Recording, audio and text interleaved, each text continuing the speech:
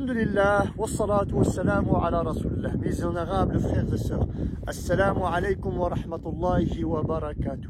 Je me trouve actuellement au Maroc, dans les montagnes du Rif et dans le village de mes ancêtres. Je vous fais cette petite introduction qui est d'un extrême, qui est la neige, la froideur, le froid, vers un autre extrême qui est le soleil et donc le calme. Mes frères et sœurs, dans cette vidéo, nous allons aborder le sujet du mauvais œil. Beaucoup de gens sont touchés du mauvais œil, mais peu de gens le savent. Beaucoup de gens se plaignent de pas mal de soucis de santé, pas mal de blocages et pas mal d'autres problèmes qu'on peut rencontrer quotidiennement. Et beaucoup de gens vont toquer à la porte de beaucoup de spécialistes, des médecins, des neurologues, etc. La liste elle est longue. Et peu de gens vont venir toquer à la porte de la Ruqya. Je ne fais pas ça pour faire la promotion de la Ruqya, loin de là, mais je fais cette vidéo là pour sensibiliser les gens et leur expliquer que le mauvais œil peut faire rentrer une personne dans un puits, comme le dit le prophète sallallahu alayhi wa sallam, ou bien plutôt que le mauvais œil peut faire rentrer une personne dans sa tombe, et que le mauvais œil, à travers le mauvais œil, on peut prendre un chameau et le faire rentrer dans un petit puits. Logiquement, c'est impossible, mais à travers l'Aïn, tout est possible. Beaucoup de gens sont morts à cause du mauvais œil. Beaucoup de gens sont tombés malades à cause du mauvais œil. Beaucoup de gens ont attrapé des maladies graves à cause du mauvais œil. Et le prophète sallallahu alayhi wa sallam nous a dit: Innal ayna la haqq. Le mauvais œil, c'est une certitude, une réalité, ça existe réellement. Et parmi les symptômes du mauvais œil, je vais citer 2-3 rapidement et vous verrez Inch'Allah la continuité dans la vidéo. Premièrement, donc la personne se plaint toujours de certaines lourdeurs aux omoplates, donc une lourdeur. Deuxièmement, la personne peut être très pâle. Troisièmement, un manque d'appétit.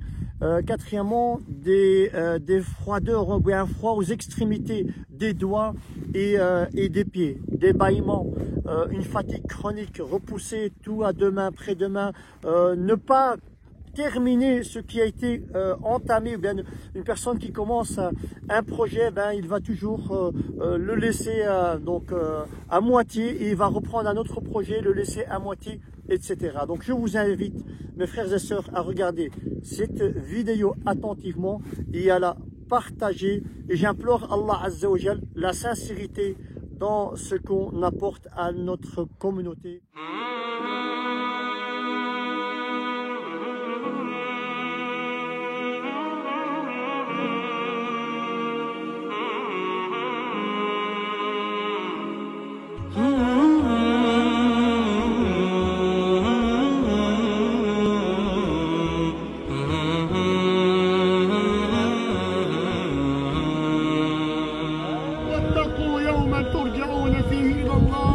Craignez le jour où vous allez retourner auprès d'Allah. C'est pas un film, Erwan.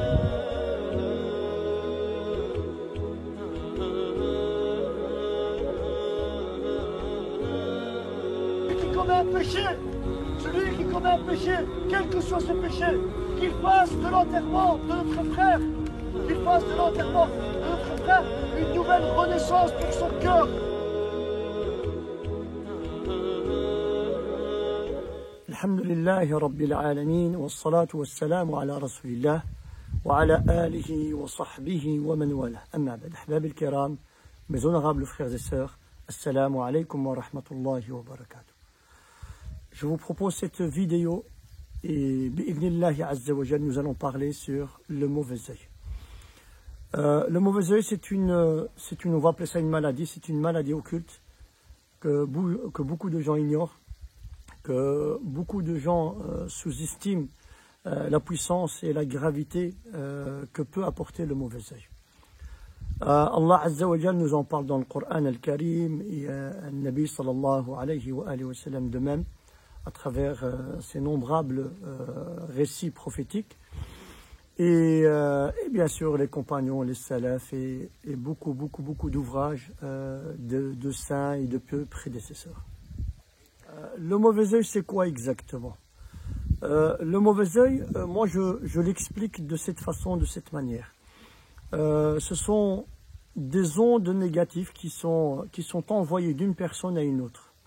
Ces ondes-là, on peut les appeler des énergies, on peut les appeler une force surnaturelle qui en réalité est une force démoniaque, satanique. Et cette force-là, ces ondes négatives peuvent sortir de moi, que ce soit volontaire ou involontaire. Et donc le mauvais œil, comme je disais, donc ce sont des ondes négatives que la personne peut donc envoyer, que ce soit en exprès ou pas, vers une autre personne qui détient un bien, qui a une belle voiture, une belle maison, une belle épouse, un bel époux, de l'argent, etc., etc. Ça peut être, voilà, toute chose de dunya. Et cette personne-là donc va réceptionner ces ondes négatives. Et ces ondes négatives, elles ne sont pas traitées, ne sont pas retirées de ce corps, de cette personne-là.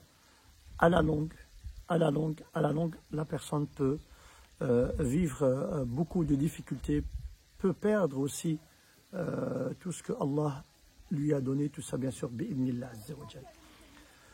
Ahbab al-kiram, encore une fois de plus, ne pensez pas que nous sommes dans un film de science-fiction et qu'on est des paranos et on commence à inventer des histoires, etc. Alhamdulillah, les récits sont là. Et alhamdulillah, l'expérience sur le terrain aussi nous prouve, nous confirme cela. Le Nabi sallallahu alayhi wa sallam nous dit dans un hadith, il nous dit « Inna al-ayna la haqq ». Al-ayn haqq. Le mauvais œil est une certitude, est une réalité, est une confirmation. Elle existe bel et bien, le mauvais œil. Il est dit aussi, si une personne devait mourir, ou bien devait devancer son destin, mourir avant son destin. Donc, par exemple, Allah lui a prescrit qu'il allait mourir le lundi, dans son destin près d'Allah Azza wa Jal, il meurt 2-3 jours avant, une semaine avant, ou peut-être 1 an avant. Et cette chose-là, cette mort subite, pourrait arriver à cause ou à travers Al-Ayn qu'Allah nous en préserve. Et donc, si une personne, à travers ce hadith-là, devait mourir avant son destin, il mourra à travers Al-Ayn. Le prophète sallallahu alayhi wa sallam nous dit dans un autre hadith, la moitié de ma communauté, ça c'est un hadith, wallah ahbabi, qui mérite beaucoup de réflexion, beaucoup de méditation.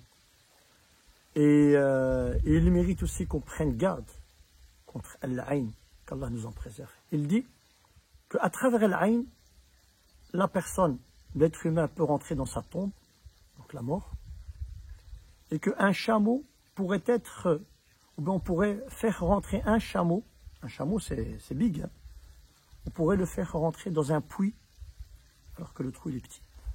Logiquement c'est impossible, mais à travers Al-Ayn, c'est possible. J'ai connu des gens, je connais des gens qui étaient, que je peux comparer comme une bougie.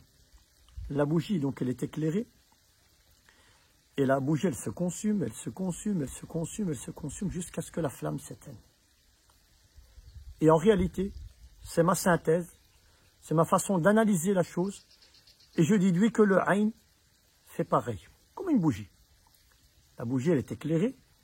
Le jour où Abdallah, ya Amat Allah, Allah Azza wa Jal nous a mis ici sur terre, nous étions tous et toutes avec cette espèce de bougie bien éclairée. Avec les années, on ne se protégeait pas. Bien sûr, là, il faut se protéger. Hein. Cette bougie-là donc a commencé à se consumer, jusqu'à certains d'entre nous-mêmes sont décédés et sont actuellement enterrés dans les cimetières. Qu'Allah leur fasse grâce. Et donc, tous ces hadiths-là nous prouvent que le Ayn existe. Que le Ayn, c'est une réalité. Que le Ayn détruit. que le ayn anéantit une personne. Que le ayn, et ça c'est très important, réveille et donne des maladies à des jeunes en bonne santé, des maladies de personnes âgées alors que la personne elle est encore toute jeune. Une petite parenthèse, et c'est une histoire vécue avec une sœur du sud de la France, à qui Allah Azza wa Jal a donné, je ne vais pas rentrer trop dans les détails, le but bien sûr de cette histoire-là, ce n'est pas de dévoiler qui est qui, etc., mais je vais essayer de vous donner un minimum d'indices. C'est une sœur à qui Allah Azza wa Jal a donné la mémorisation de Coran al-Karim. C'est une sœur en France. Hein. Donc Allah Azza wa Jal l'a comblée. Il l'a comblée à travers Hifz Kitabillah Azza wa Jal alors qu'elle était toute jeune. Ben, elle se disait, ben, moi j'ai mémorisé le Coran al-Karim, je me protège à travers la lecture de le Coran al-Karim. Que ce soit dans l'étude, la mémorisation, la révision, etc. Avec les années. Avec les années. Donc ça c'est une histoire qui date de quand même pas mal d'années.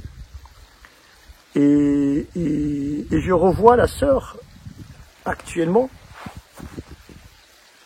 Et avec les années, subhanallah, cette sœur-là est devenue presque comme cette fameuse bougie qui a commencé à se consumer. Elle ne mangeait plus. C'était une sœur d'un certain âge. Elle ressemblait, subhanallah, à un fil. Elle était très fine, qu'Allah la préserve. Elle ne mangeait plus, donc elle ne s'alimentait plus. Pâle, elle était pâle. Des bouffées de chaleur qui se dégageaient de son corps. Irritable. Elle pouvait se mettre en colère pour un rien. Elle pouvait pleurer pour un rien. Je ne vous en parle pas de chutes de cheveux, je ne vous en parle pas de certaines maladies que même les médecins ne comprennent pas. Et madame, vous avez un âge de jeunesse. Cette maladie, ce n'est pas une maladie de jeunes, c'est une maladie de certaines personnes, d'un certain âge, d'un certain vécu, etc. Et d'ailleurs, même avant de lui faire la ruqya, donc elle était venue avec plusieurs amis à elle, dans le but de les aider. Donc j'ai fait la ruqya à toutes ses sœurs, ses copines, etc. Bon, il y avait on va dire qu'il y avait des petits bobos, mais c'était light. Et elle, bah, c'est dû en dernier, moi j'ai rien, j'ai le Coran, je ne pense pas avoir quelque chose. Alors que la sœur, elle est bloquée de partout, subhanallah. Wallah, ahbabi Allah, il est témoin de ce que je vous dis là. Je lui ai fait la ruqya à cette sœur-là. Wallah, ahbabi, elle a pleuré, elle a bougé, elle a crié. Wallah, vous ne pouvez même pas vous imaginer comme une personne de possédée alors qu'elle n'était même pas possédée. Et Wallah, c'était une petite maigrichonne. On a dû la maîtriser tellement que se dégageait d'elle une force surnaturelle à cause de l'Aïn Ahbab el-Karam. Et Ahbab el-Karam, et Allah il est témoin, et je peux me tromper, mais je me trompe très rarement dans cela. Si cette sœur-là, au jour d'aujourd'hui, n'avait pas fait cette ruqya, je pense, wallahu alam, qu'il y a beaucoup de chances qu'elle soit enterrée et morte. Mais Allah Azza wa Jal en a voulu autrement. Parce que nous, on croit en Allah Azza wa Jal, il y a son prophète, et quand son prophète dit « Inna al-ayn la haqq », « Inna al-ayn la haqq », ça s'arrête là, point à la ligne. On n'est pas là pour débattre, vous êtes des fous, vous êtes des psychopathes, la surnaturelle, les énergies, les astres, mais non, l'ayn haqq, ça s'arrête là. Dieu, comment, pourquoi, de quelle façon, de quelle manière, ça c'est entre les mains de celui qui veut faire le philosophe. D'ailleurs, on a une croyance en Allah Azza wa Jal, et on croit avec certitude, avec conviction que l'ayn est une réalité. Et je ne vous parle pas des enfants, je ne vous parle pas, je ne vous parle pas de la personne qui est sur les réseaux, la personne qui s'affiche, qui n'arrête pas de s'afficher, je ne vous parle pas des influenceurs, je ne vous parle pas des personnes médiatiques, je ne vous parle pas des personnes qui n'arrêtent pas d'afficher le luxe et tous les bienfaits que Allah Azza wa Jal leur a donné. En fait, le problème qui se passe au jour d'aujourd'hui, c'est que, encore une fois de plus, je ne vais pas vous demander de vous cacher et de commencer à vivre dans une grotte et de ne pas montrer, montrer au grand jour ce que Allah vous a donné comme bienfait à travers le matériel et autres. Mais moi, ce que j'en veux aux gens, ahbab el-kiram, c'est que on montre ce que Allah nous a donné, mais on ne se protège pas. Et le gros problème est dans ça, on ne se protège pas, ahbab el-kiram. Parce que l'aïn, c'est une espèce de maladie occulte. Ben, il y a de cette maladie, il y a des symptômes. Toute personne peut se retrouver dans ces symptômes-là. Il y a aussi une méthode de prévention. Il y a des manières de se prémunir de ce aïn-là. Et il y a aussi des traitements pour retirer donc ce aïn. Et beaucoup de gens ne se protègent pas. Ils se protègent pas. Ils affichent. Ils sont partis en vacances avec leurs enfants, ben ils affichent. Ils affichent, ils affichent. Mais la personne qui va regarder cela sur les réseaux sociaux, ce n'est pas des gens, en tout cas ce ne sont pas toujours des gens clean, ce ne sont pas toujours des gens avec un cœur sain, avec un cœur blanc, avec un cœur sans aucune jalousie. Hein? Il y a un proverbe arabe que j'aime beaucoup citer, qui dit « Yuhsadul a'ma ala sawdi a'yuni » qui veut dire « Les gens sont jaloux de l'aveugle. » Pourquoi? Parce qu'il a de belles pupilles noires. Mais le gars, il est aveugle. Le gars, il est aveugle. Malgré cela, les gens seront jaloux de lui. Et la jalousie, ahbab el-kiram, c'est une peste. Wallahi, c'est une peste. C'est une maladie pire que le corona, qui ne cesse de contaminer tout ce qui bouge autour de nous. La jalousie. Et Allah Azza wa Jalla le dit dans le Coran al-Karim. A'udhu billahi minash shaytanir rajim. أم يحسدون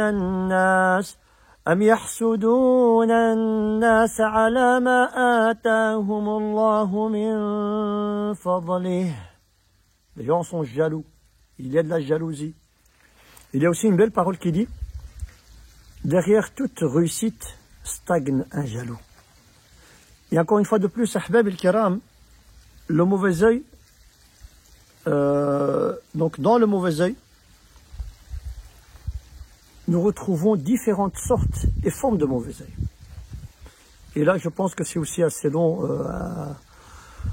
à détailler. J'en ferai même, s'il faut, une vidéo plus tard.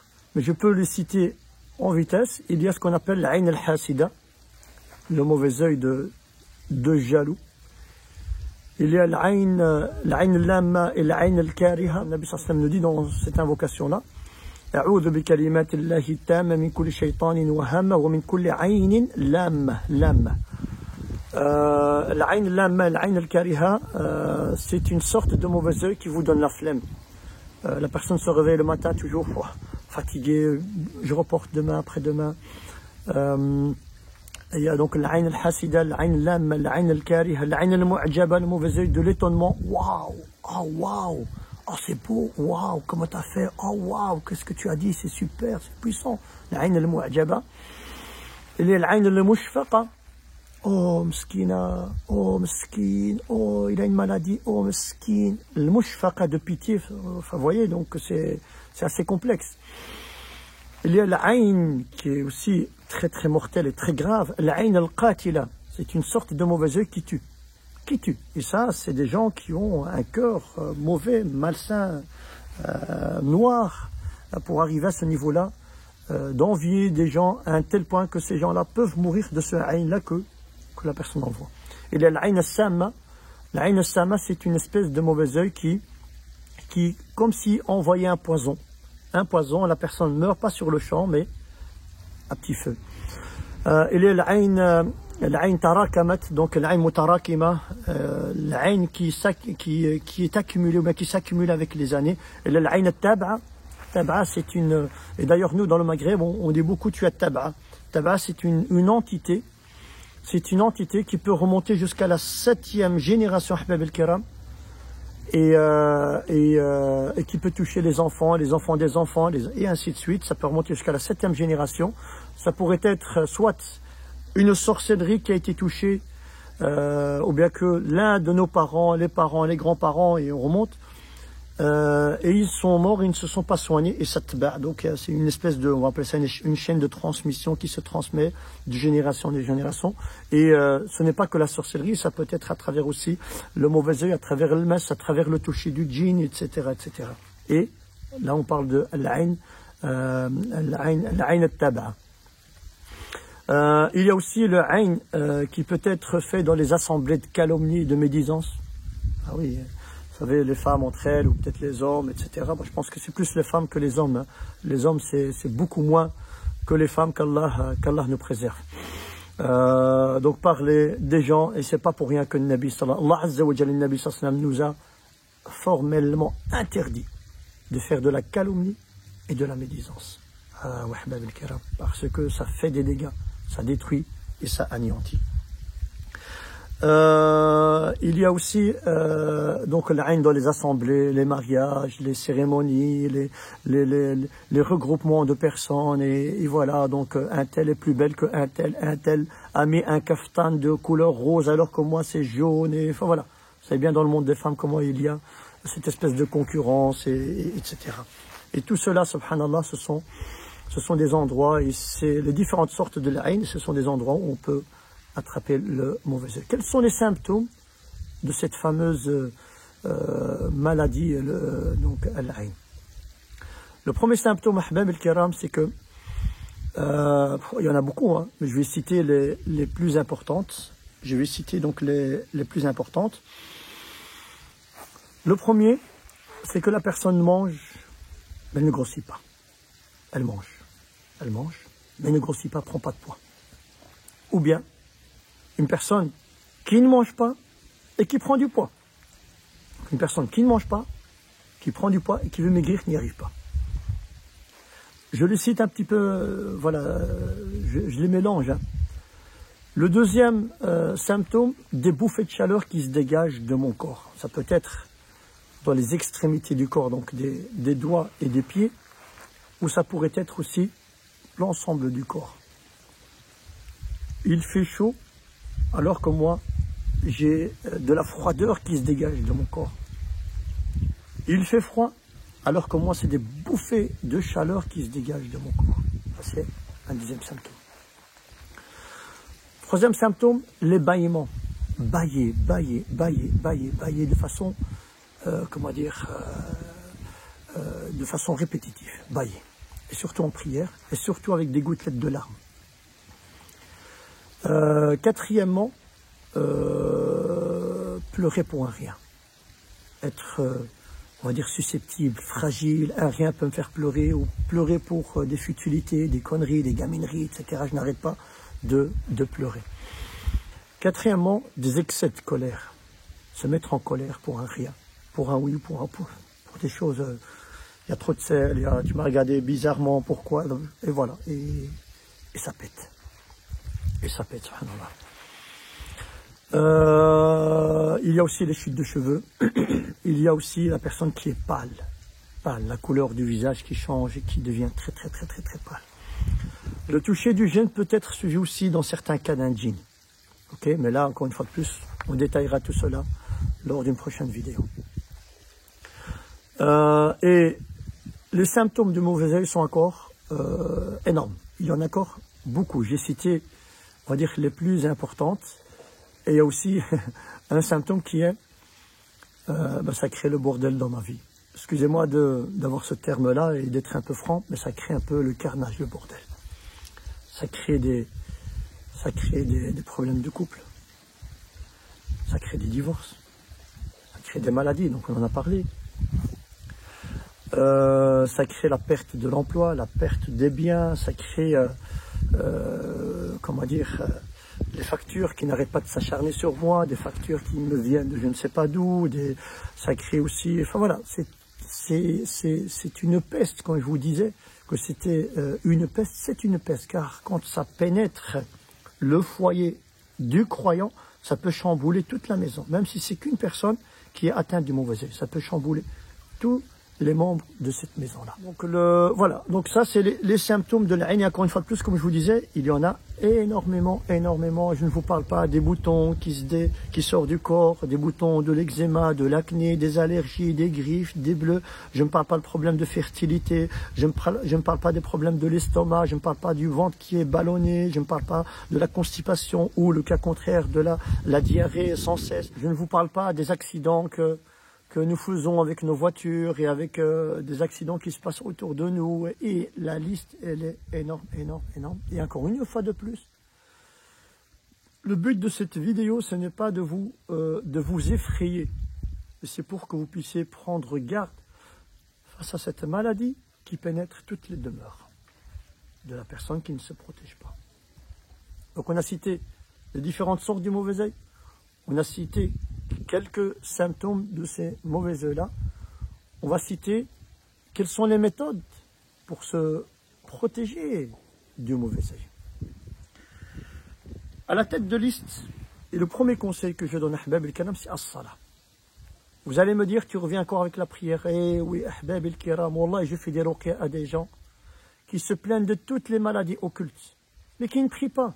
Wallah, c'est de la folie. Je n'arrive pas à concevoir une personne de nos jours qui ne prie pas, ibadallah, et qui se dit musulman. Wallah, ça ne rentre pas en tête. Pour moi, c'est illogique.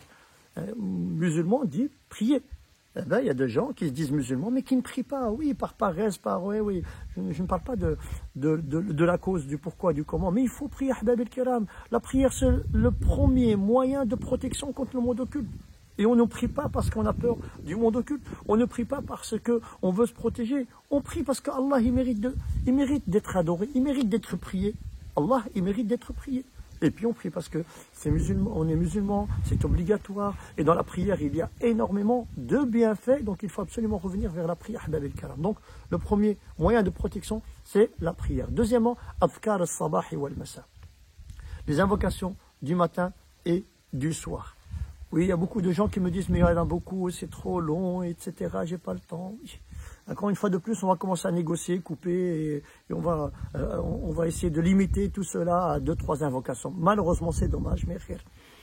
Et la personne qui, malheureusement, n'a pas le temps, travaille, les enfants, etc., moi, je vous dis que les invocations du matin et du soir, ça ne prend même pas 10 minutes.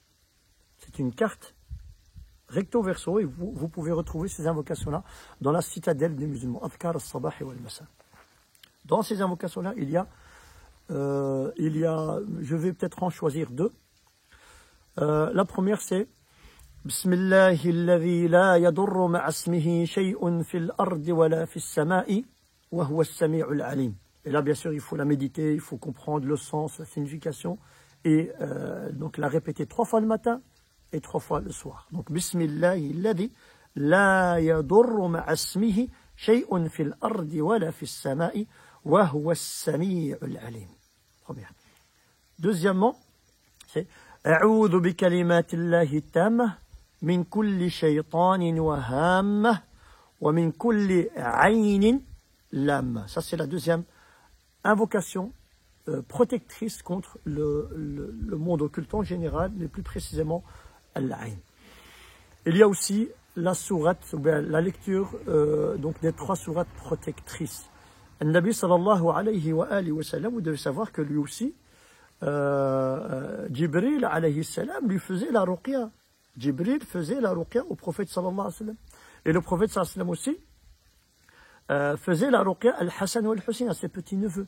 Jibril alayhi salam lisait sur le prophète sallallahu alayhi wa sallam. Il disait Bismillahi arqika min kulli dha'in yu'dhika min kulli 'ayni hasidin aw sihri sahirin Allahu yashfika Bismillahi arqika. Jibril disait ça, lisait ça sur le prophète sallallahu alayhi wa sallam.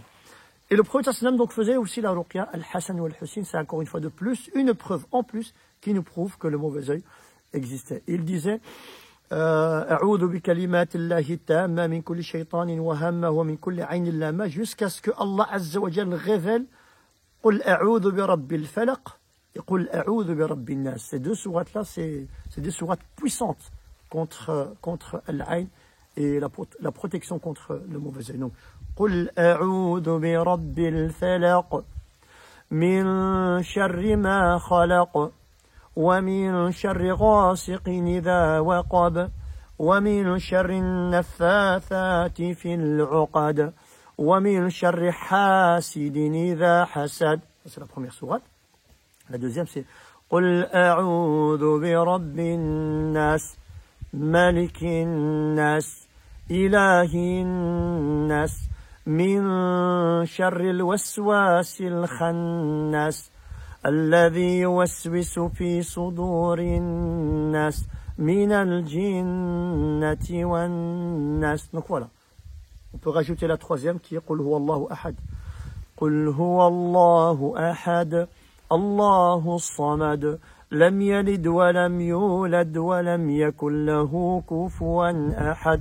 Donc voilà, il y a ces trois sourates là, mais moi, dans les hadiths, donc on parle de ces deux sourates. Donc les deux, قل أعوذ برب الفلق, قل أعوذ برب الناس, qui sont les moyens radicaux, efficaces de protection contre le monde, donc le monde occulte.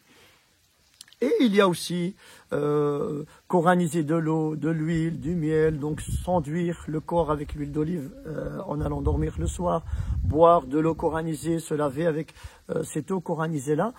Et vous devez savoir aussi que je reçois beaucoup de gens qui se sont fait soigner eux-mêmes.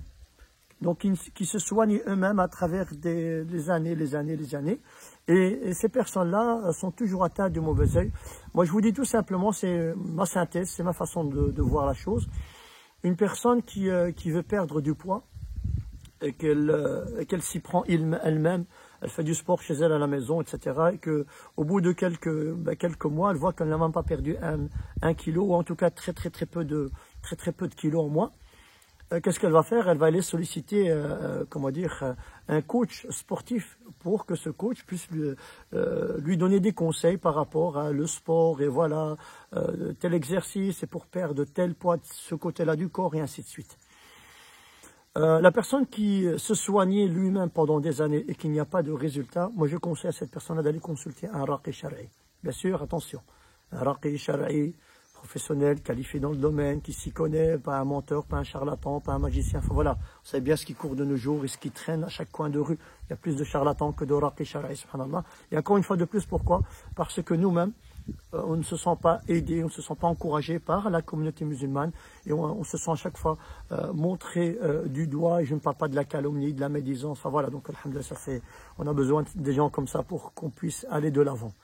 Mais aller consulter quelqu'un qui est calé dans le domaine pour avoir ne serait-ce que des conseils, un traitement, un planning, des conseils de comment me soigner toute seule à la maison. Et je reçois beaucoup de frères, beaucoup de sœurs qui le font, alhamdulillah, et mashallah, tabarakallah, le résultat il est assez impressionnant. Ahbab al-kiram, donc on a cité les symptômes, on a cité les différentes sortes de ces maladies mauvais œil, on a cité les moyens de protection, et on va citer maintenant les moyens de guérison. Ok, donc qu'est-ce que je peux faire moi qui est touché, qui est victime de mauvais œil chez moi à la maison? Premièrement, ahbab al-kiram, on a dit donc la prière. La prière, il faut prier la prière à l'heure. Et encore une fois de plus, les différentes sortes de l'aïn, il y a certaines que vous pouvez traiter vous-même, il y a d'autres qu'il faut absolument aller voir quelqu'un de plus calé dans le domaine pour qu'il puisse cibler sa ruqya sur cette catégorie de l'aïn. Par exemple, l'aïn sam, l'aïn al-qatila. Là, il faut voir quelqu'un pour qu'il puisse vous aider, parce que voilà, parce que vous-même, vous n'allez pas avoir cette énergie, cette force de suivre tous ces traitements pour pouvoir guérir de ces maladies-là. Donc on a dit, il y a donc la prière, les invocations du matin et du soir, il y a la lecture de Al-Qur'an. Vous allez préparer de l'eau, de l'huile, du miel. Dans certaines catégories aussi, du musc blanc, du musc noir. Vous allez commencer aussi à préparer des feuilles de cidre, donc des feuilles de jujubier, peut-être même de la sénile. Enfin voilà, donc ça dépend de quelle sorte de l'aïn. Mais moi je vous dirais de l'eau, de l'huile et du miel, ça c'est les produits de base. Et vous allez prendre vos mains de cette manière-là, vous allez souffler 3 fois, pas de cracher, souffler. Et vous allez lire ce que vous savez du Coran. Lisez, en arabe bien sûr, pas en français, je vous vois venir. En arabe, le Coran il a été révélé en arabe. Celui ou celle qui ne sait pas le lire, qui prend le Coran phonétique, et essaie de mener ce combat-là pour bien articuler les versets et les sourates en arabe. Vous allez lire ce que vous savez. À la tête de ce que vous allez lire, en premier, c'est Surat al-Fatiha. Les Salaf al-Salih n'appelaient pas la Surat al-Fatiha par son nom al-Fatiha, Surat al-Fatiha. Ils l'appelaient la guérisseuse. Et on ne peut pas se soigner si on ne lit pas la Surat al-Fatiha. C'est vraiment la clé qui ouvre cette porte-là vers l'au-delà, dans le monde occulte. Donc lire Surat al-Fatiha une fois, 3 fois, 5 fois, 7 fois.